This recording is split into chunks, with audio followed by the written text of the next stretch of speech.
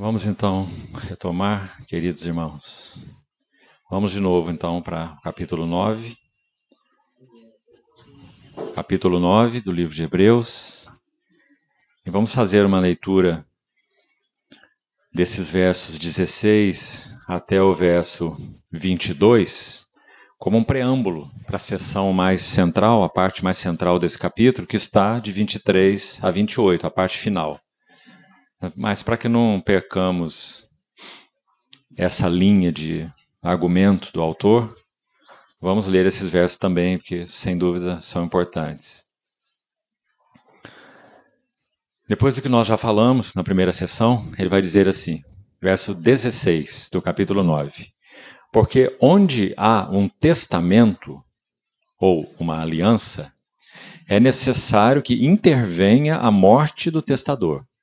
Claro, não é? Pois um testamento só é confirmado no caso de mortos, visto que de maneira nenhuma tem força de lei enquanto vive o testador. Pelo que nem a primeira aliança foi sancionada ou aprovada sem sangue. Porque havendo Moisés proclamado todos os mandamentos segundo a lei e todo o povo, tomou o sangue dos bezerros e dos bodes com água e lã, tinta de escarlate e hisopo, e aspergiu não só o próprio livro, como também todo o povo, dizendo: Este é o sangue da aliança, ou do testamento, a qual Deus prescreveu para vós outros. Igualmente também aspergiu com sangue o tabernáculo e todos os utensílios do serviço sagrado. Preste atenção, tudo aspergido com sangue. Com efeito, quase todas as coisas, segundo a lei, se purificam com sangue. E sem derramamento de sangue não há remissão. Esse final do verso 22, um verso que sempre citamos, né? Importantíssimo. Por causa do princípio de Levítico. Por isso o livro de Levítico é um pano de fundo para o livro de Hebreus. Não é verdade? E no livro de Levítico vai dizer: a vida da carne ou do corpo está no sangue. Quando nós partimos o pão, nós temos o cálice e o pão. Porque o que está sendo testemunhado é uma vida oferecida. O sangue está separado de corpo. E o sangue, então, separado de corpo, significa uma vida foi derramada. Porque a vida da carne está no sangue. Essa é uma frase do livro de Levítico. E sem derramamento de sangue, dessa vida derramada, não há remissão de pecados. Louvado seja o Senhor. Foi isso que ele fez. Vida derramada até o fim. Tendo amado os seus que estavam no mundo, amou-os até o fim. Sendo obediente até a morte e morte de cruz. Então nós entramos agora nessa parte final, versos 23 a 28, concluindo essa ideia do sangue abrindo o caminho para esse novo santuário e instituindo a nova aliança. Então, vamos lá ao verso 23. Era necessário, portanto, que as figuras das coisas que se acham nos céus. Quais são? Onde elas estão? No tabernáculo. Se purificassem com tais sacrifícios. Água, em alguns casos, sangue, na maioria dos casos, como ele já falou, né? Mas as próprias coisas celestiais, das quais as coisas do tabernáculo eram apenas figura. Então essas coisas celestiais, as que têm realidade, as realidades celestiais, claro que teriam que ser purificadas com sacrifícios a eles superiores, ou superiores a esses sacrifícios de bodes, de animais. Agora, uma paradazinha aqui. Essas próprias coisas celestiais se refere ao quê? Então, irmãos, no meu entendimento, lendo esse livro, estudando esse livro, se refere exatamente à frase que já lemos, vamos fazer as conexões, no capítulo 8, verso 2. Volte lá, por favor. Já comentamos isso. Que Jesus, esse que está assentado à destra da majestade nos céus, Hebreus 8, 1, ele é ministro do santuário. Esse santuário é o verdadeiro tabernáculo que Deus erigiu, não o homem. Atenção! Quando nós lemos o 9, capítulo 9, verso 11, nós já vimos que esse maior e mais perfeito tabernáculo, referido em 9:11, é o quê? O corpo do próprio Cristo. Ele é o tabernáculo de Deus com os homens. Então tá aí, primeiro lugar. Agora, paralelamente, há um outro aspecto desse santuário de Deus, que se refere a quê, então? Ou a quem? A igreja, ao corpo de Cristo. Agora, então, vamos ao texto em Hebreus que vai nos explicar isso, claramente agora. Volte ainda mais. Olha como você tem que fazer as conexões nesse livro. Está vendo? Volte para o capítulo 3. Preste atenção. Gostaria de ler de novo desde o verso 1. Por isso, santos irmãos, que participais de uma vocação celestial, considerai atentamente o apóstolo e sumo sacerdote da nossa confissão, Jesus, o qual é fiel àquele que o constituiu, como também o era Moisés em toda a casa de Deus, que ali, no caso, era o tabernáculo. Jesus, todavia, tem sido considerado digno de tanto maior glória do que Moisés, quanto maior glória do que a casa tem aquele que estabeleceu. Olha que versículo precioso. Mais glória do que a casa tem aquele que estabeleceu a casa, o próprio Deus. Pois, verso 4, toda casa é estabelecida por alguém, mas aquele que estabeleceu todas as coisas é Deus. Deus ordenou aquela primeira casa que foi erguida por meio de Moisés, certo? Mas Deus ordenou uma outra casa, que é a verdadeira casa, ao verdadeiro tabernáculo, que seria erguido por Jesus. Ele é o cabeça do novo homem, da nova criação. Moisés, podemos dizer, era o cabeça daquele tabernáculo, nesse sentido. Mas Jesus é o cabeça do verdadeiro tabernáculo, que Deus erigiu, não o homem. Agora, olha, vamos chegar lá. Repetindo o verso 5. Ou não lemos ainda o 5, né? E Moisés era fiel em toda casa de Deus, de novo, casa de Deus, como servo, para testemunho de coisas que haviam de ser anunciadas. Está ficando bem claro agora, não é? E aí agora chegamos na chave, o verso 6. Cristo, porém, vamos lá ler o 5 de novo. Moisés é fiel em toda a casa de Deus como servo. Cristo, porém, como filho. Oh, mas tem muita diferença entre um servo e um filho, né? Cristo, porém, como filho, ele é fiel, está implícito aí, né? Ele é fiel sobre a sua casa. A qual casa somos nós. Então agora está tudo esclarecido. Então esse verdadeiro tabernáculo que Deus erigiu e não o homem, em primeiro lugar, aponta para o próprio corpo de Cristo, formado pelo Espírito Santo que desceu sobre a Virgem e o poder do Altíssimo que a envolveu e o tabernáculo santo foi trazido à luz. Eis o tabernáculo de Deus com os homens. Mas o propósito de Deus ainda não está cumprido. Esse que é o tabernáculo de Deus, ele ia viver como um tabernáculo santo para Deus, em tudo agradável a Deus. Esse tabernáculo de Deus iria entrar na morte, destruir o nosso maior inimigo, a morte, vencê-la, ressuscitá-la com uma vida, com um poder de vida indissolúvel, que está aí em Hebreus 7, ser ascenso ao céu, assumir uma posição como homem, à destra da majestade nas alturas, e então erguer o maior e mais perfeito tabernáculo.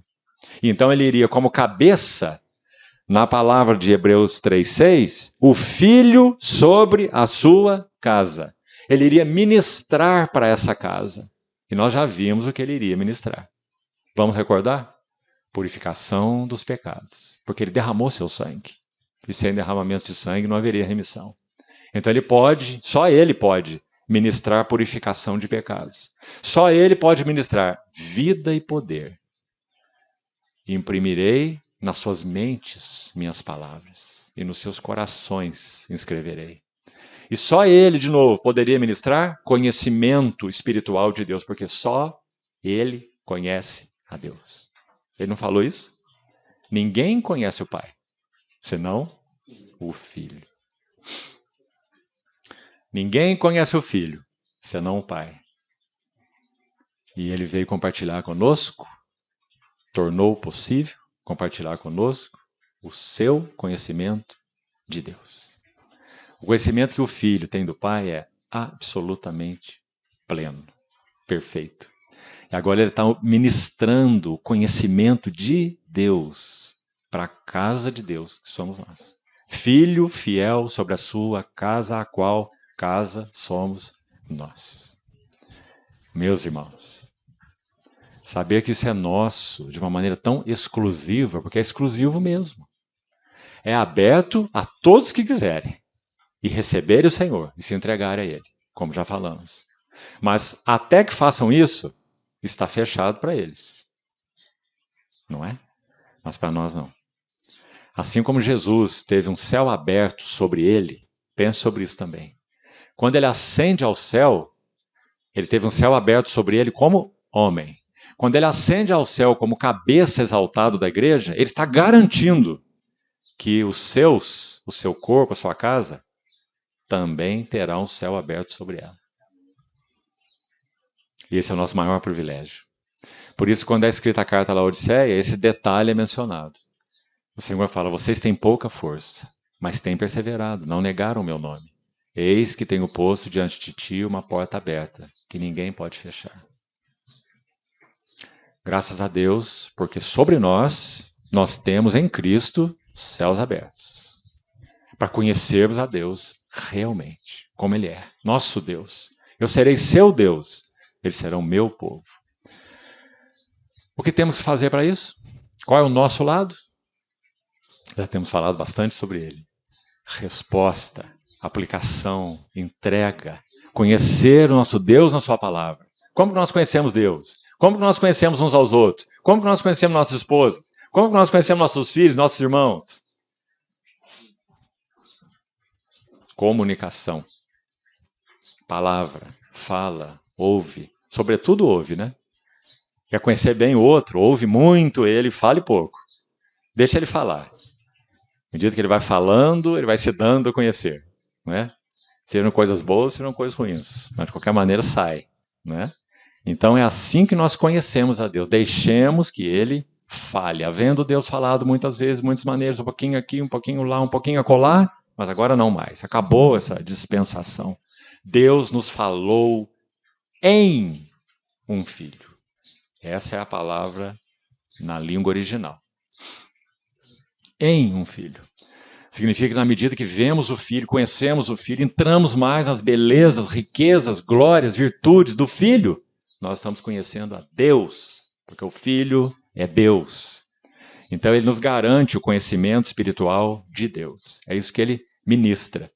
Então a ênfase aqui, para que fique bem claro para nós, é que esse que penetrou o santuário celestial, esse ministro do santuário, ele próprio em si mesmo foi, nesse caso, enquanto viveu na terra, um perfeito tabernáculo, entrou como esse tabernáculo santo a Deus na morte, vence a morte, ressuscita, é ascenso, recebe a promessa do Espírito e derrama, como Pedro diz, isso que vedes e ouvis, trazendo aqueles que o receberam para uma união vital e orgânica com ele, indissolúvel, inseparável, eterna, cabeça e corpo, uma única entidade espiritual. Então aí ele ministra para sua casa, suas riquezas, suas virtudes, sua obra, enfim, tudo que já falamos. Então, aí está a explicação desse texto de Hebreus 9. As próprias coisas celestiais, 9:23, seriam purificadas com sacrifícios a ele superiores. E essas coisas celestiais são, em resumo, a casa de Deus. Então nós podemos dizer com toda certeza que o tabernáculo não apenas prefigura Jesus Cristo, mas o tabernáculo também prefigura a igreja, ou as relações de Cristo com a igreja. A igreja também é uma pia de bronze, a igreja também é um altar de incenso, a igreja também é um candelabro, a igreja também é um santo dos santos, porque é nela que Deus habita. A igreja também é um propiciatório. Então a relação entre Cristo e a igreja, tipificada pelo tabernáculo, é maravilhosa. Eu sou a luz do mundo, disse o Senhor. Ele é o tabernáculo. Vós sois. Ele é o candeeiro. Vós sois a luz do mundo. A igreja é um candeeiro. Quando João tem a visão do Apocalipse, ele vê as 7 igrejas como 7 candeeiros de ouro. Então, essas são as coisas celestiais. A casa de Deus. Não perca isso aí, irmão. O sangue de Cristo purificou a casa de Deus, para que a casa de Deus pudesse ser morada de Deus. Essa casa nunca seria morada de Deus como ela é. Essa casa é contaminada. Essa casa é impura. Então o sangue de Cristo lava aqueles que foram chamados e que foram constituídos sua casa, para que a sua casa possa ser a sua habitação. Então é uma habitação segura. É uma habitação à altura da santidade, da justiça e da glória de Deus. Que coisa impressionante. A tipologia da casa, a figura da casa na Bíblia, seria bom também você registrar isso aí. Todas as vezes que casa é mencionada na Bíblia, casa sempre tem relação com glória. Sempre. E cidade, cidade de Deus, cidade em qualquer nível, tem relação com governo. Sempre. Casa fala de glória e cidade fala de governo. Então, você vai encontrar muitas menções lindas sobre a casa de Deus na Bíblia. Há um salmo, se não me engano, é o Salmo 36, que vai falar sobre esses mananciais da casa de Deus. E que aqueles que habitam na casa de Deus bebem das torrentes das suas delícias. Olha essa expressão. Aqueles que estão... Você quer ver esse texto? É tão lindo, né? Vamos ver juntos? E é essa casa que o ministro do santuário, é a esta casa que ele ministra, porque foi esta casa que foi estabelecida por Deus. Lembra o capítulo 3? Quem estabeleceu todas as coisas é Deus. Hebreus 3, né? E ele estabeleceu essa casa por meio do Filho. Olha o Salmo 36. Que lindo. Salmo 36, 7.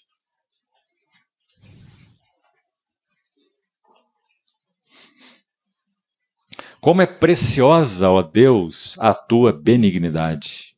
Por isso os filhos dos homens se acolhem à sombra das tuas asas. Ah, que seria de nós sem o livro dos Salmos, né? Porque é um livro maravilhoso. Ele coloca em linguagem poética aquilo que só o amor sabe expressar. O amor é poético, né? Então, olha como ele está designando aqui a casa de Deus, o habitar com Deus. Então ele diz, como é preciosa, ó Deus, tua benignidade, por isso os filhos dos homens se acolhem à sombra das tuas asas. A figura nítida da casa de Deus, né? Uma galinha estendendo suas asas e recolhendo seus pintinhos. Fartam-se da abundância do quê?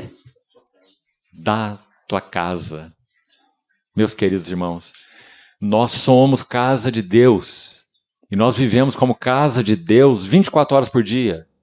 E nós todos juntos habitamos na casa de Deus. E nós nos ajudamos a ver a maravilha do significado do cabeça dessa casa e dessa casa. Quando Paulo ora por essa casa, na segunda oração dele em Efésios, registrado no capítulo 3, ele vai falar sobre o que essa casa significa e como ela é edificada, junto com todos os santos, possamos compreender a largura, o comprimento, a altura, a profundidade, conhecer o amor de Cristo, que excede todo entendimento, para que sejais tomados de toda a plenitude de Deus. É uma oração pela igreja. Aí ele fala assim, ora, aquele que é poderoso para fazer infinitamente mais do que pedimos ou pensamos, conforme o seu poder que opera em nós, a ele seja a glória na igreja e em Cristo Jesus. O que ele quis dizer ali está muito claro, né? Mas vamos colocar mais explicitamente. Ele está dizendo assim, que a Deus seja a glória na igreja, assim como ele, Deus, tem sua glória em Cristo Jesus. Qual foi o nível de glória que Deus teve em Cristo Jesus? Absoluta. Quem me vê a mim, vê o Pai, diz o Senhor. E Paulo está orando para que essa glória, como ela é em Cristo, seja na igreja. A ele a glória na igreja e em Cristo Jesus. Por todas as gerações, para todo sempre. Amém. Essa é a oração de Paulo. Então, fartam-se da abundância da tua casa e na torrente das tuas delícias. Que frase mais doce é essa, irmão? Onde estão as torrentes das delícias de Deus? Onde elas correm? Na igreja e em nenhum lugar mais. O que nós temos nesse mundo? Só a Cristo e uns aos outros. Nós não temos amigos no sentido pleno da palavra nesse mundo. É impossível. Porque nós não podemos ter comunhão plena com eles. Porque a nossa mente é outra, nossos interesses são outros, a nossa paixão é outra. Nós temos conhecidos, temos algum nível de relacionamento. Mas você não pode chamar isso de um companheiro do coração. Impossível. Quando Balaão foi pago, um vidente, um profeta mercenário, para amaldiçoar o povo de Deus, ele tenta 3 vezes e não consegue. Porque é dito que o Espírito Santo se apossa dele e ele pronuncia das 3 maiores bênçãos sobre a igreja de todo o Velho Testamento. É isso que ele consegue. E uma delas, quando ele sobe no monte, ele diz assim: do alto das penhas vejo Israel, dos outeiros o contemplo. Eis que é um povo que habita só, e não é contado entre as nações. Não é contado entre as nações. Significa que ninguém pode compreender a igreja quando olha do lado de fora. Quando o templo foi erguido, as janelas do templo, elas eram estreitas na abertura, estreitas, como aquelas lentes de câmera fotográfica antiga. Elas eram abertas, estreitas, pequenas, na abertura para quem está de dentro da casa, tá? Imagine isso, você está dentro da casa. Então você tem uma pequena abertura na janela, pequena abertura de janela. E então, a partir dessa abertura, as paredes abrem, ampliam. Como em castelos antigos, você vê muito isso. Na Europa, você vê muito isso. O que significa? Quem está dentro tem plena visão. Porque a janela é pequena, mas não tem parede. A parede abre para o lado, certo? Então, você olha pelo buraco aqui, mas você tem visão quase que 180 graus. Mas e quem olha de fora? Só vê uma pequena janelinha. Ou seja, quem está de dentro vê tudo. Quem está de fora não vê nada. Essa é a igreja de Deus. Por isso os que estão fora não compreendem a igreja. Não compreendem porque nós não amamos as coisas que eles amam. Por que nós não corremos atrás das coisas que eles correm? Por que nós não entregamos o nosso coração às coisas que eles entregam? Por que nós não temos tanta alegria, tanto prazer, entre aspas, nas coisas que eles têm alegria e prazer? Nunca vão entender. Agora, o problema é que, se nossas vidas não avançarem com o Senhor, não haverá diferença entre a igreja e o mundo. Tudo aquilo que deixa o coração deles esfuziante de alegria, Flamengo, Corinthians, moto, bicicleta, tênis, que mais? Seja o que for, ganhar dinheiro, viajar para o mundo inteiro, né? Fazer turismo, vai ocupar o coração dos cristãos também. Então não haverá diferença nenhuma. Mas se nós podemos fazer essas coisas com critério, nós não somos estoicos, né? Nós podemos andar de bicicleta, jogar o tênis, viajar daqui ou para lá, com critério, sobriedade, sem que o coração seja cativado, conquistado. Eu preciso, eu estou cansado, não aguento mais, estou estressado, eu tenho que viajar. Isso não é normal para um cristão. Primeiro, ele não devia estar estressado, de jeito nenhum. E segundo, que se ele está estressado, ele tem que ir para o quarto e abrir a Bíblia. Ele não tem que ir para o Japão, conhecer a Coreia, não é? Então, muito errado. Vamos terminar lá o verso do Salmo, para seguirmos para Hebreus. Salmo 36 ainda, último verso, verso 9. Verso 8 diz: fartam-se da abundância da tua casa e na torrente das tuas delícias. Há uma versão que diz: no rio dos teus prazeres. Ou seja, nós somos criaturas feitas pela mão de Deus, criadas por Deus para ter prazer. O nosso problema é que nós buscamos o prazer nos lugares errados. Mas não tire o prazer da meta de Deus. Não tire. Porque senão você vai condenar a sua vida a um ostracismo, a um estoicismo e essas coisas horrorosas aí. De autodisciplina que não leva a nada. Nós fomos criados, vou repetir, como criaturas para termos o máximo de prazer nele. E por causa da desobediência e do pecado, nós perdemos ele. Mas a ânsia insaciável de prazer continua em nós, porque nós somos criados para isso. Então vamos buscar o prazer em um monte de coisa, em um monte de pessoas, ou seja, é assim que funciona. Então o prazer é uma mola mestra. Se nós não temos tido prazer em Deus, estamos em grande perigo. Pense nisso, irmão, por favor. Ore nisso, vá para casa, tranque no seu quarto, peça ao Senhor, Senhor, abre meu coração mais diante do Senhor. Conhece tudo, e eu conheço pouco do meu coração. Então mostra para mim as coisas que mais me dão prazer. Primeiro passo. Segundo passo. Senhor, dá a tua mão para mim e me ajuda, porque eu quero ter esse prazer substituído. Que o Senhor substitua isso que para mim hoje é minha fonte de prazer. E Ele faz isso de maneira tão adequada que provavelmente cada um de nós caminha com sua própria experiência. Não vamos dogmatizar nada aqui. Mas em linhas gerais, não é necessário que você abandone 100% aquilo que você gosta de fazer. Em alguns casos, é. Porque vício tem que ser abandonado. Não adianta passar de um maço de cigarro para 6, não, que você vai fumar 6 a vida inteira. Tem que jogar fora e passar longe. E o álcool, a mesma coisa. Não é assim que funciona? É assim que funciona. A vida espiritual também. Em alguns casos é necessário. Conheço irmãos, no caso, viu, vou citar esse exemplo aqui só de passagem, tá? Não estou falando nada que possa ser direcionado a nenhum de vocês, absolutamente, Deus é testemunha. Mas havia também um irmão entre nós que era um praticante muito hábil, inclusive, de motocross. Muito hábil esse irmão. Já ganhou vários prêmios aí dessas corridas. E realmente ele era viciado no assunto. E ele estava tendo dificuldades conjugais e estava tendo dificuldades na comunhão. Porque não parava de viajar. Disputa, corrida, para cá e para lá. E um dia ele me procurou dizendo que ele estava assim, de certa forma, incomodado com isso, mas ele não sabia o que fazer, porque ele dizia, mas eu não tenho nada na minha vida, só o que eu faço, eu trabalho, eu não tenho filho, já era casado há alguns anos, não tinha nem filho, certo?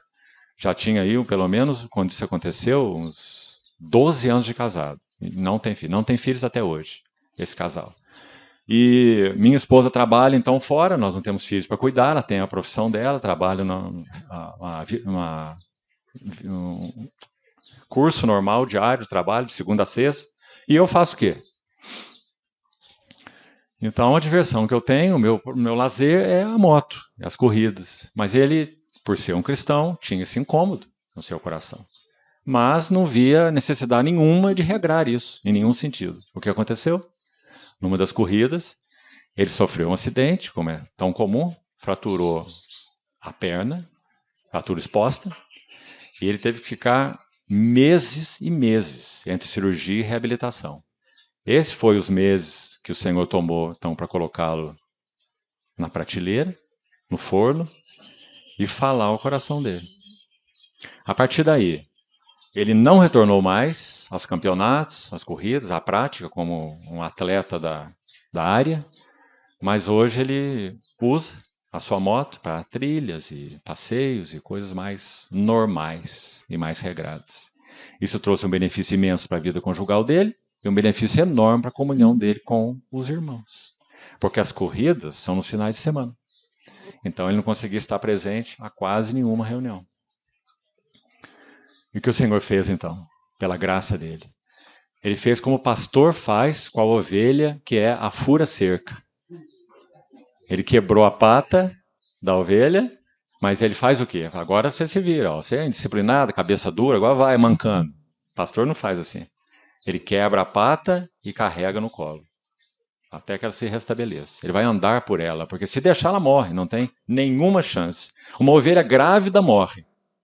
Então, bestinha que é a ovelha, é uma figura nossa, né? Nós somos as ovelhas. Uma ovelha gorda, uma ovelha grávida, se ela deitar de lado, ela não consegue levantar. E ela fica lá esperneando e não sai do lugar, e ela pode morrer deitada sem conseguir simplesmente levantar, porque ela está gorda. Imagina uma ovelha com pata quebrada. Então aquele pastor vai andar por ela, vai andar com ela no colo, vai alimentá-la, ela não vai conseguir ir atrás do alimento, né? E ele vai gastar meses com essa ovelhinha, até que a perna seja restabelecida, ela comece a andar de novo, mas ela vai olhar de lado com aquela cerca, né? Porque ela sabe que se ela for furar lá, ele quebra a outra, não é? Porque Deus é bom e Ele age assim conosco. Imagina se Ele deixa ela do outro lado da cerca, para onde será que ela ia? Isaías 53 diz assim: todos nós andávamos desgarrados como ovelhas. Cada um se desviava pelo caminho. Mas Deus fez cair sobre ele, Jesus, a iniquidade de nós todos. Então, graças a Deus por esse tão grande Salvador. Aí o Salmo 36, 9, continua assim. Pois em ti está, em ti, não é aqui, não é ali, não é lá, não é naquela coisa, não é naquela pessoa. Em ti está o manancial da vida. Não são gotinhas de vida, não. Eu vim para que tenham vida e a tenham em abundância. Em ti está o manancial da vida. E a outra frase, lindíssima. É na tua luz que nós vemos a luz. Não tem caminho de introspecção espiritual. Vou começar agora, a partir de hoje, a investigar minha vida. Deixa eu ver aqui o que está certo, o que está errado. Esqueça. O que tem que fazer é luz. Veja mais o Senhor, veja mais as belezas dele, veja mais da palavra, veja ele na palavra, veja ele nos irmãos, veja ele na adoração, veja ele nas mensagens, veja Cristo. Na tua luz, eu vejo a luz. Conheço mais dele e, na mesma medida em que conheço mais dele, conheço mais de mim. E quanto mais conheço de mim nele, mais livre sou de mim mesmo. Quanto mais conheço de mim nele, mais livre sou de mim mesmo. É assim que o Senhor nos liberta. Não é fazendo introspecção. Introspecção é uma doença espiritual. Vamos voltar para o capítulo 9 de Hebreus, então. Paramos para falar um pouco sobre a casa de Deus. Que casa é essa que nós estamos? Que tem um ministro desse, como ministro do santuário, e que tem a nós como a sua casa.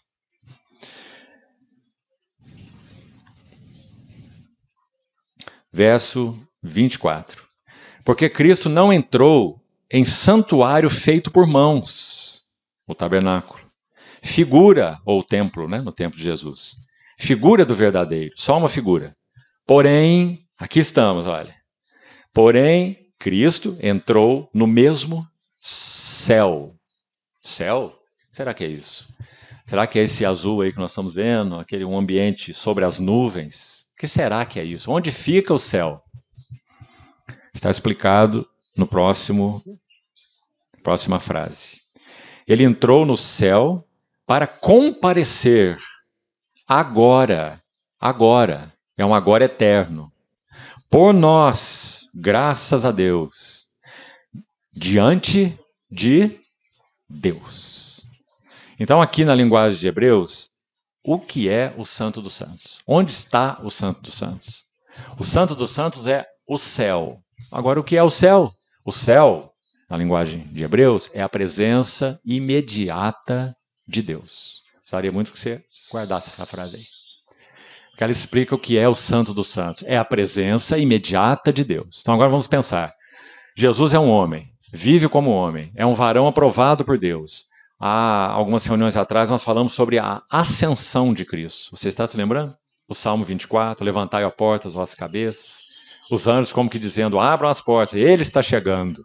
Aqueles que eles observaram 33 anos e meio a vida dele. Agora abram as portas, levantem as cabeças, ele está vindo. Se preparem. E vem o Senhor dos Exércitos, Yahvé Tsabá, poderoso nas batalhas, Rei da glória. Esse homem vai chegando. Então ele assenta à destra do trono da majestade nos céus, como as epístolas vão dizer tão reiteradamente. E que posição é essa, conforme o verso 24? É na presença imediata de Deus. Quem está lá? Um homem. Um homem. Na presença imediata de Deus. Então o Santo dos Santos do tabernáculo ou do templo, ele só é uma representação do Santo dos Santos eterno, que é, pela terceira vez, a presença imediata de Deus, cara a cara com o próprio Deus da glória. Em toda a sua justiça, em toda a sua santidade, em toda a sua pureza, em toda a sua glória. Ali está um homem que se achegou lá. E não só ele se achegou lá pelos seus próprios méritos, mas ele está lá por seus méritos, por nós. Que é a frase que estamos vendo aqui no verso 24, parte final. Muito, muito, muito precioso.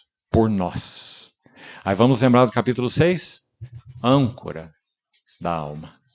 Segura e firme. E que penetra além do véu. O que tinha além do véu? Sem dúvida esse véu aqui é o segundo véu.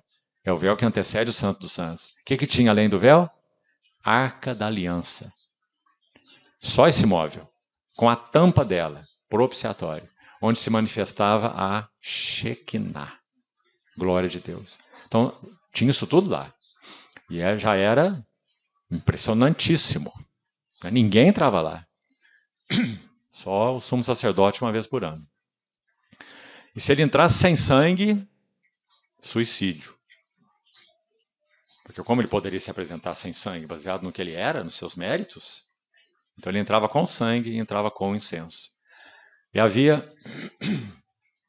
campainhas amarradas na sua túnica mais interna. Enquanto ele estivesse fazendo o que ele tinha que fazer no Santo dos Santos, derramar o sangue, fazer o serviço ali, ele estava se movimentando em torno da arca. E as campainhas estavam tocando. E as pessoas estavam do lado de fora, sabendo que ele estava vivo e que o serviço estava sendo aceito pelo Deus da glória. Se ele fizesse algo inadequado, ele morria lá dentro. E ele entrava com uma corda amarrada na cintura, porque se ele morresse lá dentro, ninguém podia entrar para tirá-lo de lá, que ia morrer também. Eles teriam que puxá-lo por uma corda. Porque a Shekinah de Deus estava ali e nenhum homem poderia entrar. O Senhor disse assim para Moisés: nenhum homem verá minha glória e viverá. Não foram essas as palavras para Moisés? Aí o Senhor falou: tem uma maneira de eu atender o teu pedido. O pedido de Moisés foi: mostra-me a tua glória. E o Senhor diz: nenhum homem verá minha glória e poderá se manter vivo. Mas eu vou colocar você na fenda da rocha. Maravilhoso. A rocha do deserto, Paulo vai dizer em Coríntios 10, que é Cristo. A rocha que o seguia no deserto. E Moisés foi colocado na fenda da rocha. Aí o Senhor diz assim: eu farei passar a minha bondade diante de ti. E me vereis pelas costas. Bem, Deus não tem frente nem costas. É claro que ele está usando uma linguagem antropomórfica, né? Ver pela frente significa estou realmente vendo. Ver pelas costas é ter uma noção. Certo? É isso que ele está dizendo. Moisés, você só vai conseguir ver aqui, as costas. Já é muita coisa, Moisés. Algo do que eu sou. Mas o que eu sou mesmo, esquece. Impossível para você. Só tem um que vê. É o meu filho. Meu filho. Ele me conhece. E quando o verbo se fizer carne, então os homens poderão ver como eu sou.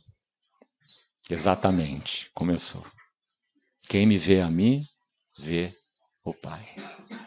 Que privilégio nosso, meus amados irmãos. Então, é aí que ele está. Onde Jesus está hoje? Cuidado. Há algumas ênfases de chamadas escolas aí teológicas que dizem assim: que história é essa de dizer que Jesus vai voltar? Ele não falou que ele voltaria no Espírito Santo? E que era um outro Consolador que habitaria em vós? Então não tem nada de segunda vinda de Jesus. De onde vocês tiraram isso? Ele já voltou no Espírito e habita na igreja. Heresia. O Senhor Jesus, o homem que continua sendo homem, tocável, palpável. Olha as minhas mãos, sou eu mesmo. Olha o meu lado, sou eu mesmo. Você acha que ele se dissolveu? Ele está sentado à destra do trono da majestade, de glória. E de lá ele enviou o seu Espírito Santo, que é Deus com Deus. Então no Espírito Santo nós podemos nos apropriar, alimentar, nos deleitar de tudo que Cristo é, porque é o Espírito de Jesus Cristo que habita em nós. Mas, estritamente falando, as pessoas são distintas. Ninguém pode dizer que o Espírito Santo é Jesus Cristo. Como ninguém pode dizer que o Filho é o Pai. O Filho não falou, eu sou o Pai. Ele falou isso? Nunca falou isso. Ele não é o Pai, ele é o Filho. Não é? Ele disse, eu e o Pai somos um. Então, não deixemos de fazer distinção das pessoas no Deus triuno. Não é apenas distinção de nomes, não. Só nomes diferentes, nada disso. É o Pai, é o Filho, é o Espírito Santo. 3 pessoas. Uma única essência, um único Deus. Então, sim, quem está sentado à destra da majestade nas alturas é o Filho de Deus. O Deus homem, aliás, que venceu como homem, viveu como homem, venceu como homem e está lá. Agora, onde ele está então? Nesse Santo do Santo Celestial, que é a presença imediata de Deus. Comparece lá pelos seus próprios méritos, reforçando, mas também comparece lá por nós. Estando lá por nós, ele é a âncora de nossa alma, significando que também nós estaremos lá. Deixe-me recordar as palavras de João para você ver a clareza dele sobre isso. 1 João 3, verso 1. Vede que grande amor nos tem concedido o Pai. Ao ponto, até o limite de sermos chamados os filhos de Deus. E de fato, somos filhos de Deus. Mas ainda não se manifestou o que havemos de ser. O que será que havemos de ser? Anjo, será? Por que ele diz ainda não se manifestou o que havemos de ser? Porque, sendo filhos, ainda não se manifestou que haveremos de ser filhos em plenitude. E o que é ser filhos em plenitude? É ser filhos, que nós já somos hoje, mas filhos semelhantes ao seu filho. Isso nós ainda não somos. É necessário que esse corpo de humilhação seja revestido com um corpo igual ao corpo da sua glória. E é isso que nós ainda não somos. Então ainda não se manifestou o que havemos de ser. Mas quando ele se manifestar, quem? O Pai? O Espírito Santo? Não, o Filho. Quando ele se manifestar, parousia, segunda vinda de Cristo. Quando ele se manifestar, nós seremos semelhantes a ele. Porque nós haveremos de vê-lo como ele é. Então está garantido para nós esse acesso à presença imediata de Deus, com corpos gloriosos, como o do Filho, face a face, para que entremos em uma realidade sem fim, conhecendo o nosso maravilhoso Senhor. Sabe, meus irmãos, as coisas que hoje nós damos graças a Deus por elas, são dádivas dele, o prazer da família, o prazer dos relacionamentos, o prazer de um trabalho, o prazer de podermos comprar um terreninho, construir nossa casa, termos algum tipo de lazer, tudo isso que estamos tocando. Nós experimentaremos, reforçando isso mais uma vez, a realidade plena dessas coisinhas que hoje nos dão as migalhas de prazer, que já nos deleitam tanto, né? Nós teremos a oportunidade de viver isso na absoluta essência do que isso significa. Então nunca achemos que o céu é uma coisa esquisita, que de repente nós vamos viver igual anjo, voando para lá e voando para cá. Alguns imaginam que o céu vai ser um churrasco de picanha eterno, né? Então, graças a Deus, porque não é nada disso. Essas migalhinhas, mais uma vez, que experimentamos hoje, elas serão experimentadas sem limites. Porque todo o prazer está na fonte do prazer, nosso Senhor. E nós estaremos diante da fonte do prazer. Já que falamos em fonte, deixa eu te lembrar uma coisa. A primeira vez, aí a partir dela muitas outras vezes aconteceram. Aconteceu com você também, aconteceu comigo, aconteceu com todos que são do Senhor. A primeira vez em que a fonte é que busca a sede, aconteceu com a mulher samaritana. Não é? Ela foi buscar água no poço de Jacó e lá estava a fonte. E a fonte passou por lá, era necessário atravessar Samaria, e ele passou por lá porque ele tinha um objetivo. O objetivo dele era aquela mulher isolada, marginalizada, que tentou achar prazer em um monte de casamento ou de uniões, não achava nada, e estava lá sozinha no meio-dia, marginalizada, procrastinada, para buscar água. Então o que acontece? A fonte vai buscar a sede. Foi isso que ele fez conosco, não foi? Nós tínhamos uma sede insaciável e nós nem sabíamos. E a fonte chegou. A fonte buscou a sede. Então, a partir daí, essa história se repete. A fonte continuará buscando a sede. Um dia, nós estaremos diante da fonte e bebendo dessas torrentes das tuas delícias, como lemos lá no Salmo 36, ou do rio dos teus prazeres. Nunca irá faltar prazer para nós. Teremos o máximo do prazer, um prazer tal que hoje não dá para ter.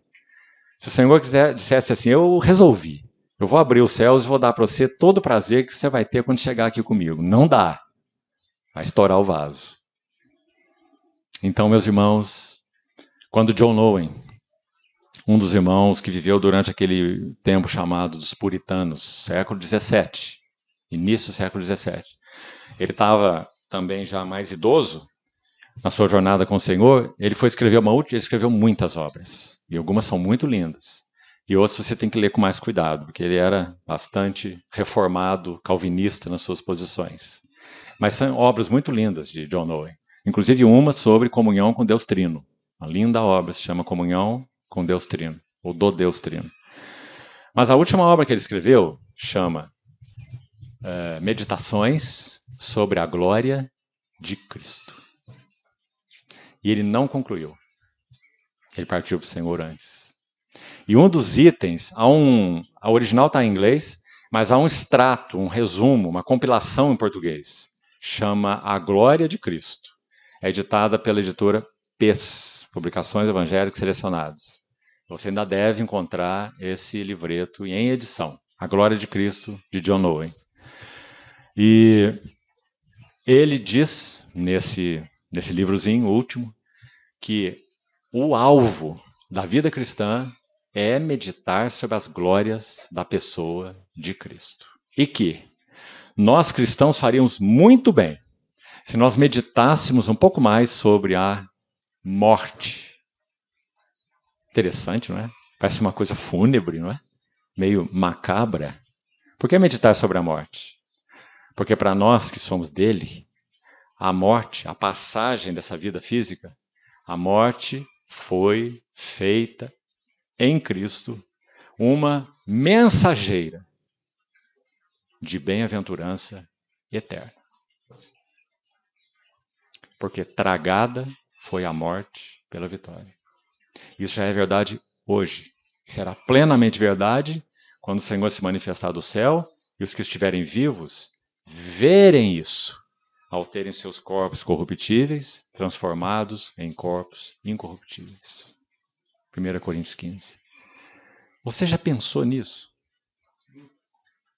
Você está andando pela rua, ou está reunido com os irmãos, de repente, em um abrir e piscar de olhos, assim, corpos glorificados. Chamamento consumado para o encontro com o Senhor nos ares. Maravilhoso. Fato declarado pela palavra de Deus, garantido e selado com o sangue de Cristo e ratificado com o Espírito Santo habitando em nós. Porque é Ele que vai completar essa obra. O Espírito de Jesus Cristo, transformando essa carcaça em um corpo glorificado, para estar pessoalmente com o Senhor. Você saberá que você é você. Você não vai mudar de personalidade, não vai ser uma outra pessoa. Número 1. Número 2, você saberá que Ele é Ele. Você não vai perder Ele na multidão, não. Você saberá quem é Ele. Terceiro, você saberá quem é os outros. Quarto, nós cresceremos juntos no conhecimento de Deus, na adoração a Deus e no serviço a Deus e uns aos outros.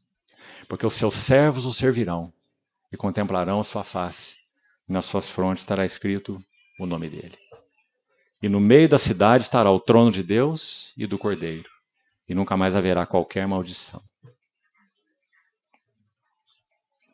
Para isso nós fomos chamados. E o selo de que isso será nosso já foi posto nos nossos corações. Tendo crido no evangelho da vossa salvação, fostes selados com o Espírito Santo da promessa. Ele é o penhor, a garantia, as primícias da nossa herança. Até o resgate da sua propriedade. Sua propriedade somos nós. Resgate da sua propriedade em louvor da sua glória. Como se dissesse assim, se Cristo não concluir isso, ele não vai ter uma obra completa. Porque ele não morreu para que nós fôssemos cristãos na terra. Ele morreu para que nós fôssemos santos no céu, diante dele. Bem diferente uma coisa da outra, né? Ser cristãos na terra é metade do caminho. Sermos santos com ele nos céus é o fim do caminho, fim entre aspas. É o alvo daquilo para o que ele nos chamou. Você acha que ele não vai terminar, não? Vai deixar pela metade? Não, ele vai consumar. Plenamente. Graças ao Senhor. E vem breve o dia, meus amados irmãos.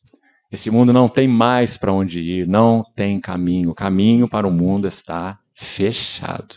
O cálice da iniquidade está à borda de transbordar.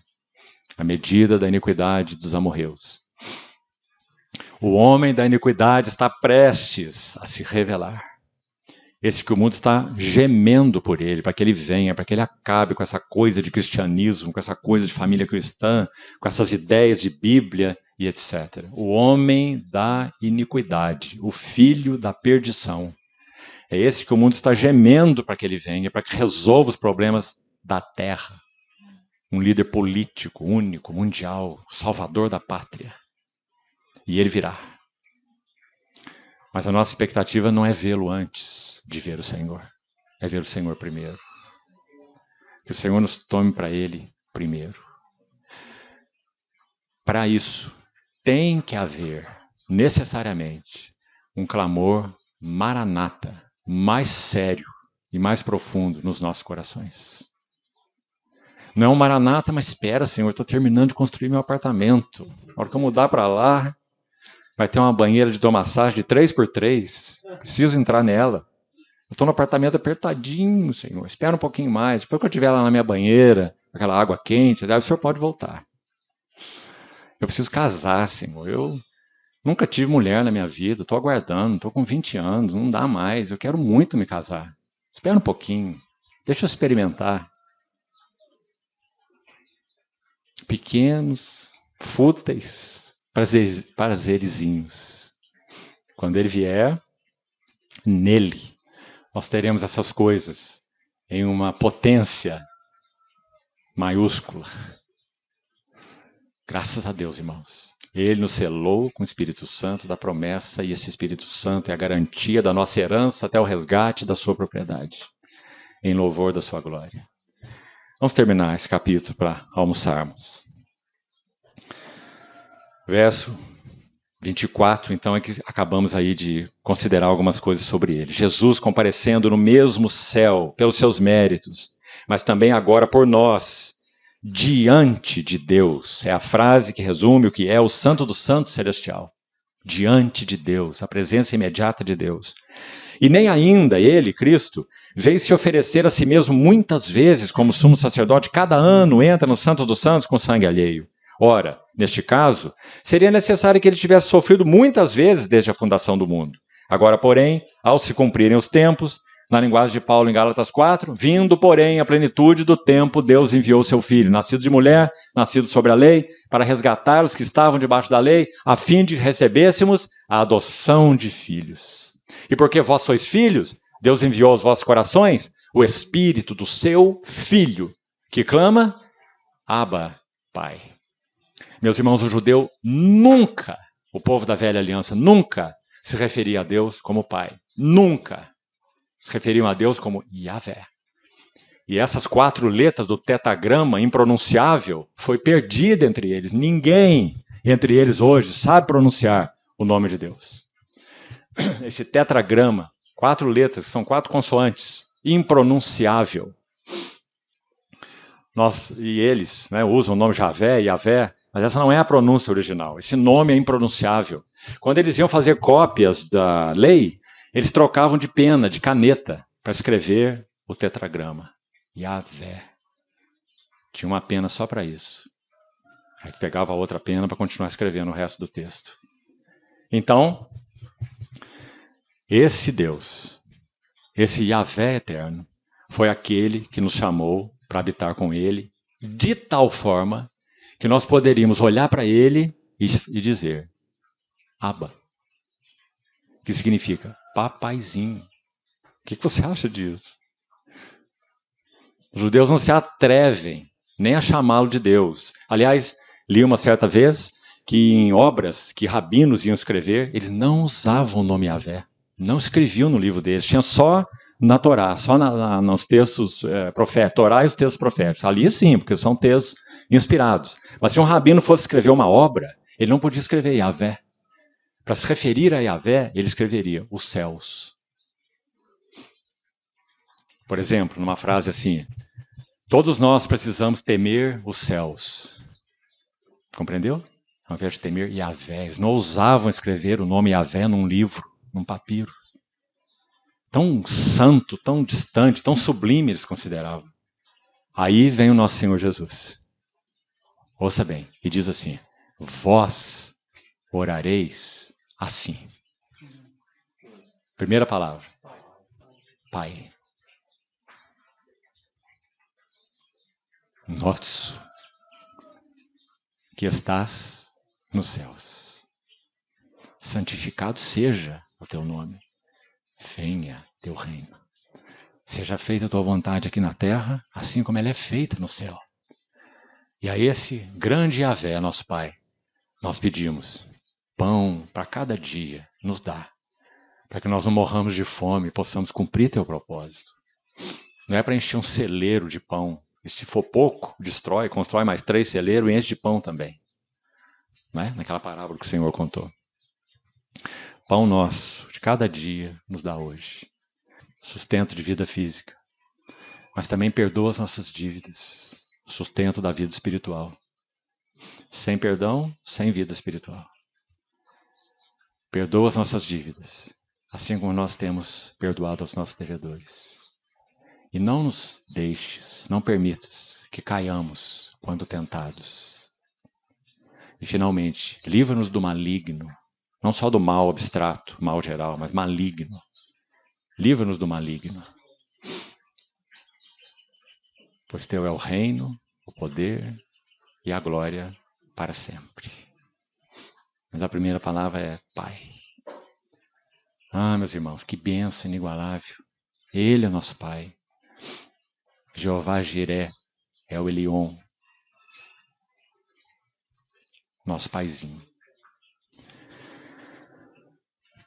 Ao se cumprir os tempos, ele se manifestou uma vez por todas, para aniquilar pelo sacrifício de si mesmo o pecado.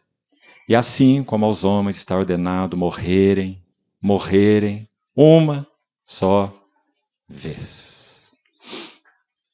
Nada de reencarnação.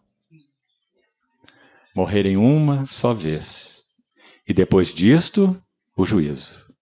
Assim também Cristo, tendo oferecido uma vez para sempre, se oferecido, para tirar, na versão que estou lendo, no texto original, literalmente, carregar em si. E aí, se você conhece o Pentateuco, você vai se lembrar do bode Azazel, ou do bode emissário, que as mãos eram impostas sobre a cabeça desse bode, pelo sacerdote, em nome de todo o povo. Então, como que é uma transferência dos pecados do povo, e aquele bode era enviado para o deserto, para que ele então morresse por lá. Tipificando o quanto o Senhor afasta de nós as nossas transgressões. Então ele veio para carregar em si. Ele é o bode Azazel, o bode emissário, o nosso Senhor Jesus. Ele afastou de nós as nossas transgressões. E então, ele aparecerá segunda vez. Como que nós vamos encontrar caminho para negar a segunda vinda pessoal de Cristo? Com esses textos, esse e muitos outros. É ele, não é o Espírito Santo, não é o Pai, é o Filho. Cristo. Ele aparecerá segunda vez, sem pecado. Não, sem pecado no sentido de que na cruz ele assumiu o pecado. Aquele que não conheceu o pecado, Deus o fez pecado. Então quando nós olhamos, o contexto está falando sobre a oferta de Cristo uma vez por todas, certo? Então ele se ofereceu na cruz por causa do pecado. Quanto a nós, né? Ele se ofereceu em primeiro lugar para Deus, satisfação de Deus, holocausto. Mas ele também foi oferta pelo pecado. Então quando diz aparecerá sem pecado, é porque quando ele apareceu a primeira vez, ele apareceu em conexão com o pecado. Por isso ele foi batizado. Ele entrou em conexão no Jordão, ele não tinha pecado. João falou, como, Senhor? Eu que preciso ser batizado por ti, e tu que vens a mim? Ele disse, deixa por enquanto, nos convém cumprir toda a justiça. Então, ele se identificou com pecadores. Então, Cristo veio a primeira vez em conexão com o pecado. Mas ele virá a segunda vez em conexão com o juízo. Por isso a palavra juízo é usada aqui no final do verso 27. Ele se ofereceu uma vez, então em conexão com o pecado, para carregar em si os pecados. Olha aí a expressão, tirar que está aí. Então ele aparecerá a segunda vez, e aqui a ideia é, sem conexão com o pecado. Porque pecado ele já carregou em si uma única vez. Eis o Cordeiro de Deus que tira o pecado do mundo. Então ele aparecerá a segunda vez sem pecado, aos que. Isso também é muito, muito lindo. Porque aqui, nesse caso específico, né, há outros detalhes, mas aqui é muito claro dizendo que ele não vai aparecer para o mundo, certo? Aqui apresenta a vinda do Senhor para a igreja. É o tema de Paulo em 1 Tessalonicenses. Vinda de Cristo para a igreja. Segundo aos Tessalonicenses, é vinda de Cristo e o seu efeito para o mundo.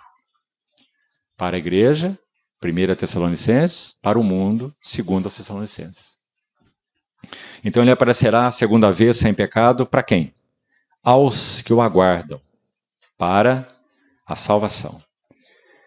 Então aqui nós terminamos esse capítulo, vamos fazer nosso intervalo. E se o Senhor então permitir, contamos mais uma vez com a ajuda dele, nós voltaremos à tarde para o capítulo 10, que vai completar a carne sólida, o alimento sólido. É o capítulo 10. O 11 nós já entramos em uma outra seção do livro que talvez tenhamos tempo de abordar pelo menos um pouco, penso que teremos amanhã cedo, pelo menos, sobre aquela vida da fé, o que ela implica, o que ela significa, em cada um daqueles personagens principais, pelo menos, que são mencionados lá. Isso também certamente nos ajuda muito. O livro de Hebreus é um dos livros que cita aquele verso de Abacuque, o justo viverá pela fé. Você já percebeu? Ele é citado em Gálatas e ele é citado em Hebreus. Em Gálatas se refere à justificação pela fé, muito claramente. O livro de Gálatas foi a espada, uma das espadas que Martim Lutero usou na Reforma, não é? O justo viverá pela fé. Gálatas. Mas em Hebreus, o mesmo texto não tem esse significado de justificação pela fé, como tem em Gálatas e tem em Romanos. Em Hebreus, não. Em Hebreus tem o significado de correr a carreira pela fé. Diferente, né? Ser justificado pela fé, correr a carreira pela fé. Duas coisas. Então aí o capítulo 11 é para mostrar como correr a carreira pela fé. O que Abel nos ensinou? O que Enoque nos ensinou? O que Noé nos ensinou? O que Abraão e Sara nos ensinaram? O que Isaac e Jacó nos ensinaram? Principalmente esses personagens. Então creio que nós teremos tempo de ver alguma coisa sobre isso.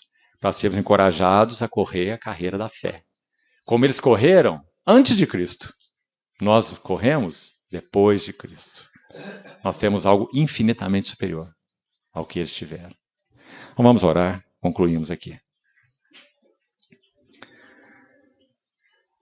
Senhor, agradecemos mais uma vez pela provisão do Senhor para mais essa sessão de estudo e de meditação na Tua Palavra. Obrigado por nos ajudar a compreender Tua Palavra. Obrigado pelo ministério do Espírito Santo, Teu Mestre e nosso Mestre. Obrigado porque Ele tem iluminado os olhos do nosso coração e tem iluminado a Sua própria Palavra.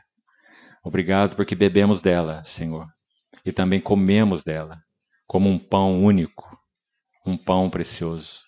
Louvamos Teu nome por isso. Guarda-nos ainda nessa hora de refeição, abençoe e purifique esses alimentos, para que sejam saudáveis para os nossos corpos e continua abençoando nossa comunhão nessa tarde, Senhor. Guarda-nos do maligno, nos mantém em um ambiente no qual o Senhor possa ser apreciado. Nós te pedimos, Senhor, assim, e agradecidos, no nome precioso do Senhor Jesus. Amém.